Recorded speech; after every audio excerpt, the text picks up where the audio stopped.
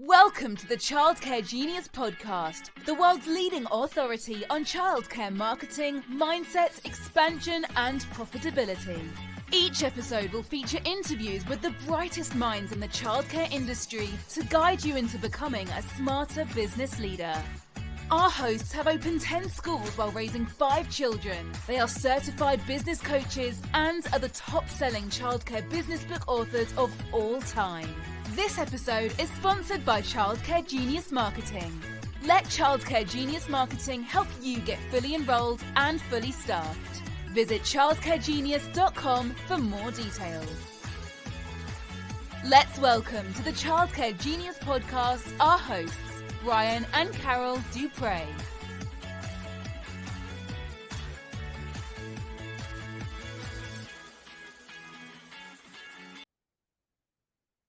Welcome to Childcare Genius Podcast. I am your host, Brian Duprey, along with my beautiful and talented and super sexy wife, Carol Duprey. How you doing today, Carol?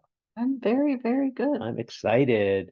We are your guests today. We're flying solo. It's just us two today. We're super excited. We've got a great topic. Before we get started, I want to remind you that tickets are going on sale in 2 weeks for our Childcare Genius Live conference in Las Vegas, April 14th, 15th, and 16th. Can't wait for that conference to come in. If you want to get on our wait list right now, go to childcaregenius.com under the conference tab, go to Childcare Genius Live, and get on our wait list. You'll be the first to get tickets at $200 off our full price ticket offer. If you can get on that wait list, you get a good deal. So get on there today. So what are we going to talk about today, Carol? We're going to talk about how to work with your spouse or partner without killing each other. Or significant other. Or significant Which is other. technically is a partner, right? True. And sometimes your director. Sometimes you work with a director without killing them too, which could be challenging, right? In our case, we work together all day, and then we see each other at night, and we eat together. We do everything together. We do. We go to bed at the same time, always. Get up at the same time. We work out together. We eat breakfast together. We eat all meals together. We're always together. We're like Forrest Gump says, what? Peas and carrot? We're like Jenny and Forrest. We're like peas and carrots. And actually, we look like carrots today. We're dressed like carrots. Orange. That's the secret, ladies and gentlemen, being a little weird. And why are we dressed up this way today? Well, Carol put on an orange shirt and I had to match her, so I pulled the only thing I have orange in there. So today we're nice and bright in our conference attire. We're going to be in Jamaica in a couple weeks and we're going to be wearing nice and bright. So as you can see, we have a lot of fun in this podcast. But all right, Carol, you're leading today. What are we going to talk about? Well, we're going to talk about, like I said, about how to work together without getting divorced or killing each other. And we're not perfect. We have to work every day. We still have struggles just like everybody else. It's not easy being married to somebody who is ambitious and a go-getter. And Brian is like, if you've ever seen the movie Up, the dog, he's like squirrel. Yeah. I call it shiny object syndrome. I get distracted very easily and like to chase shiny objects, and I go off on tangents sometimes. And I could be high maintenance. And he's an idea guy. He comes up with idea after idea after idea. And it's hard to implement the ideas sometimes. Yeah. Gotta slow down. Good starter, not the best finisher, right? Yeah. You're a better finisher than I am. I'm a good starter. All right. So yeah, it's not easy. And the far as working on it each day, that is where self-improvement comes along. So why don't we talk a little bit about our morning routine? This is something that's really helped us. So what do? We call it a genius morning. We just actually started this a month or so ago. Yeah. We get up at 6 a.m. I am not a morning person. Even you say now I am, but I'm still not a morning person. But we get up at 6 o'clock and we sit on our deck overlooking the lake and we read. Either a positive book or a marriage book, and have our coffee. And after we're done reading, we go work out together about 7 a.m. and we start our day. And we have breakfast together too. We have breakfast together, and then we start our day. And then the end of the day, we kind of unwind together. We have dinner together, and then we have TV time together. And I have to know that I'm there if she needs to talk, that I'm there at the end of the day as well, if she needs to vent or in there. Um, but at the start of the day has been critical for us because we used to just get up and then run 100 miles an hour in different directions all day long, and really lost that communication touch. And ever since we started doing the reading together, it's really changed a little bit. And we read always self-improvement, try to make our marriage or relationship Yeah. better, which has been very helpful. What are some what is the book that we would recommend by Willard Harley? His Needs, Her Needs. Yeah, it's a good Yeah. book. It's called His Needs, Her Needs by Willard Harley. I think it's Willard Harley. And it's not the easiest book to read, husband and wife couple, but it's really powerful for the man to understand a little bit of how ladies think, and for ladies to think a little bit about men think. Yeah. It's a really good couples book, relationship book, marriage book. Don't read it with your director, that'd be weird. Definitely a good partnership, husband wife type book that'll really help. It's good because no matter how much, I mean, you and your husband or your wife can be a lot alike, but women and men still think differently. We have not, and it's not always that way. Sometimes the men are more emotional than the women. Sometimes women are more emotional, but for the most part, women run more on emotion. Men run more on I don't know, what do you Logic. run on? Logic. So And not that women are teaches, illogical, and not that men are not emotional. right. It teaches you more about that, about how when you say something, how you think they hear it and how they actually hear it. Yeah, and we just recorded a podcast with Joy, and we were talking about that, how sometimes how you communicate. Sometimes I'll communicate something and not knowing how it's going to land when it hits her ears. And sometimes I say things as I think them, but as I thinketh, it doesn't land as good Right. when Carol receives it. Like, so reading this book helped me to understand how she processes my information as I say it, and vice versa. She got to really think how I think. She thought my brain was really very narrowly thought. She's like, realized that after reading that, okay, maybe he does think about more than just one thing all the time. Maybe I have a lot more of expanded mindset, and that's, business and making money, of course. What do you think I was thinking about? But anyway, it's really good at learning about how the other person thinks. Yeah. And knowing, the more you can learn about the other person, I think the better relationship. And it's not just the book. It's we've been through marriage classes, and we taught a marriage class for a few years, and just learning to communicate in different ways so that you know that they hear you. It's not just a book, it's also just things that we've learned on how to communicate, and the person repeating back to you so you know they heard you and they weren't daydreaming, which I find myself doing sometimes. Brian will talk to me and he'll say, right, Carol? I'm like, I have no idea what you just said. And she's picturing me without my shirt on. She's distracted. I'm sure that's what it is, right? Yeah, Yeah, that's what it is. Yeah, at least in my mind, that's what it is. See that shiny object syndrome? I just went there and distracted. Yeah. You see, we have so much fun together. We joke. That's kind of a secret too. Now, if you're working together 24/7 and this is new to you and you are having friction, there's hope for you. We've been doing this together now, over 20 years, 24/7, 365 for over 20 years. Again, not easy. We still work on it. It's a lot easier for him than it is for me. And much easier for me because you're an absolute joy. And now that you are a morning person, a lot better than you used to be. It's sure a lot easier. You used to be a grouch My in the morning. coffee helps. You were a grouchy.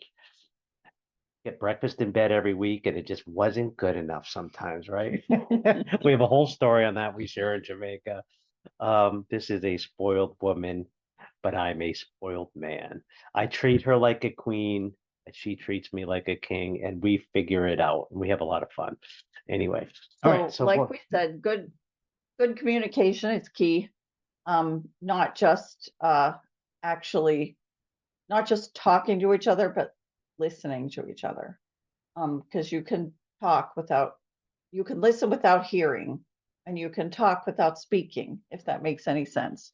You can talk, but if they don't understand what you're saying, it does no good. And you can listen, but if you're not really paying attention to what they're trying to get across, it doesn't do anything. I like how you said that you could talk without speaking, because nonverbal communication, the longer you're married, you think you could read minds. Mm. So when I raise an eyebrow or I give a look, instantly after 25 years of marriage, you think you're a mind reader, and vice versa. Guys think after 25 marriage, she has to just look a certain way or act a certain way. She doesn't have to say anything. You know what she's thinking too. Guys, it isn't the way it is. Sometimes we just have stupid looks on our faces that mean absolutely nothing. You give us way too much credit, ladies. Sometimes we're just thinking about the weather with a stupid look on our face, and you think we're mad because we don't like your cooking. You give us way too much credit. Again, having fun. All right, what's next? Well, you need to establish lines of trust, and that's in business and personal, because especially in business, if I have my job, Brian needs to just trust that I'm doing my job and not check up on me. There's nothing wrong with asking, like, have you done this yet? Or, have you done that yet? But to look and say, I noticed you haven't done this, and this should have been done yesterday. And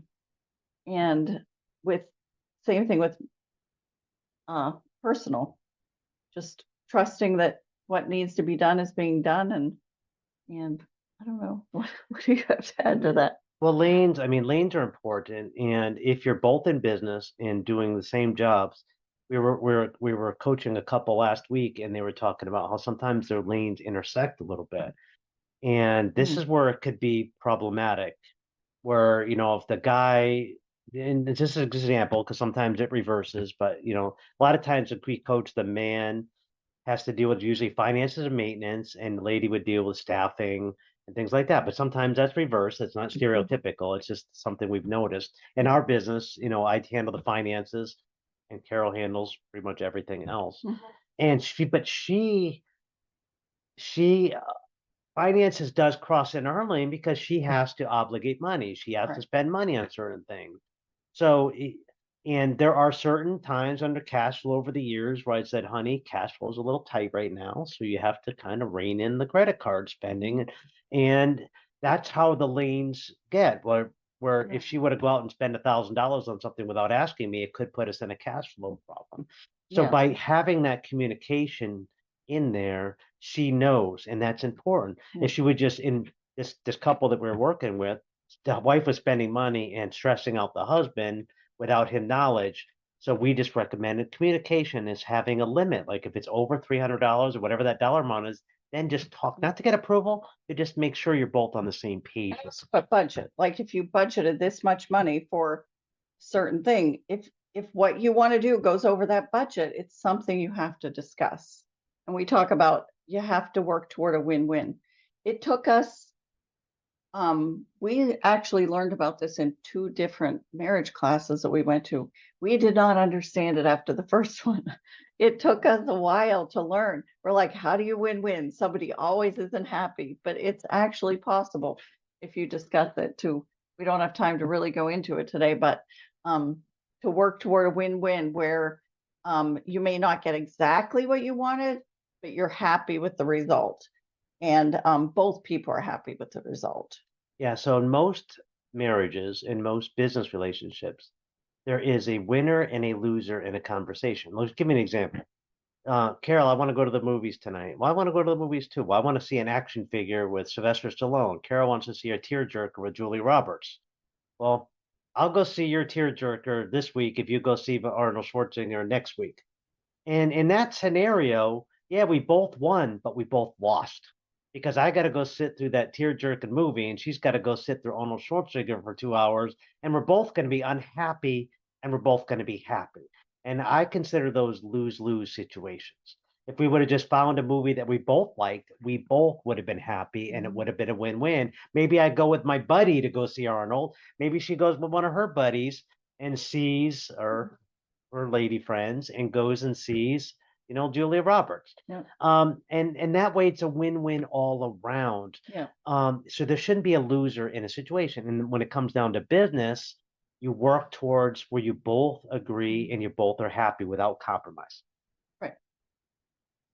Sound good? Yes, I absolutely. love That it was when we're on a the same page. that was a really quick explanation, but it actually, I mean, it's a It's whole process. complex. It It's a whole is, and process there's a trying to learning get there. Yeah. process to it. And there's a fight before there's a resolving in the first time you do it, or even the second time. It could lead to problems Yeah. until you learn that. And Instead of the calm before the storm, you get the storm before the calm. every couple that we've coached that has lane issues, we call it, where and if you think about it, when your two cars are driving down the road and you cross into another's lane, there's going to be an accident. Right. And there's going to be friction because you're going to rub into each other. And the same thing in a marriage where you start crossing in each other's lanes, you're going to crash. And it always causes more marriage problems. 100% of the time, it can cause partnership problems. What we tell people is once we start coaching them, things always get a little bit worse before they get a little bit better. Like they have to, communication is uncomfortable. And sometimes silence is, sometimes we just shut down and we think everything's okay, but it's not always okay. Right. But Something we actually tell our team is silence is acceptance. If Brian does something that I don't like and I don't say something, he assumes what he did is just fine and I'm happy with it. on the other hand, you can't just say it. Right. You have to know how to say it so he doesn't get defensive. So there's a talk for that as well. We teach that at our Jamaica conference. It's one of those things where it gets a little heavy to teach on a podcast setting. So we highly recommend come to our leverage conference in the fall. We spend a couple hours on partnership and working together. So if you are coming, you're gonna get a lot out of it. We're gonna be there soon. We're gonna be there a couple weeks. So but we do that every fall, and we do a little bit in Vegas, but mostly that's a fall thing. And we work with our clients too, our coaching clients. Carol and I coach at our high level. We do a lot of this work. And the reason being is if your marriage doesn't survive, your business is not going to survive. We've had people had to sell their business just to get out of a situation. And your employees and your kids, it's a lot easier and cheaper and better and long-term structure to learn how to figure it out and communicate. The grass isn't always greener on the other side, and we figure it out. And you need to figure it out for sure. Um, and like I said, that morning routine has just been a start for us. But before that, we figured it out as well. We had different ways to communicate, but in different self-development. But find what works for you. We what we watched where'd we learn that from? The Miracle Morning. There was an audio book we listened to called The Miracle Morning. That's where you got the genius morning routine out of model that there. Anything else you think about? Nothing off the top of my head. All right. So the best thing to think about is joining our coaching program because again, we coach to the whole person and actually teach strategies that have saved many marriages. We've had many couples say they wouldn't be married today if it wasn't for joining our coaching program. Because again, we teach them how to communicate, how to work together, and give you a lot of strategies and tips and tools. And sometimes coaching is a lot cheaper than therapy out there and marriage counseling. And then you learn in lawyers, yeah, divorce is expensive. When you have a $7 million business, you could have a 7-figure divorce very easily. So sometimes it's better to figure it out. And you know what? When you have to work with your best friend each and every day, don't you want your best friend to get along? And Carol's my best friend. I tell her anything, and I would never want to do anything that would hurt her. And I would always want to make sure that, she's my number one, and anything I do to upset her really bothers me. And I want to make sure I'm my best me for her each and every day. And I try to show up good. Yeah, I kid around a lot. But nobody works harder. Uh, I don't think you ever feel that you are not 100% loved each and every day, right? By me. Most days. Well, Not 100% each and all every right. day, but some. I try to give 100%. Maybe she only They are 20%. days. They're okay. Again, this is us being raw and honest, and I do have my bad days. Nobody's perfect all the time. No, but I'm Right. pretty darn close. Pretty darn close. There's a lot of ladies right now saying, "Oh my God, I wish my husband would be more like him because he understands." No, ladies, your husband is perfect for you, and we just have to teach him how to listen. I'm a good Mhm. listener, but I wasn't for the first 20 years. I was a bad Mm. listener, which got us into some major marriage problems, and they were all my fault. So I am the first to admit that, the problems we were having were mine for not being a good listener. Um, and I think sometimes guys, this is the come to Jesus moment here, where when your wife's talking to you, you have to be a good listener because this I think is one of the major problems because sometimes they just like to talk and sometimes they just need a friend to talk to, and we have to be that listening ear on there and listen. And flip that around, ladies, sometimes guys need to not talk sometimes. Sometimes we just need a little bit of quiet at the end of the Mhm. day, and that's our process time, where it goes the other way around. Or sometimes at the end of the day, we need a 30-minute time out from talking. So it goes opposite too. So you find the checks and the balance. So I have to find time for listening. She has to find time for not talking.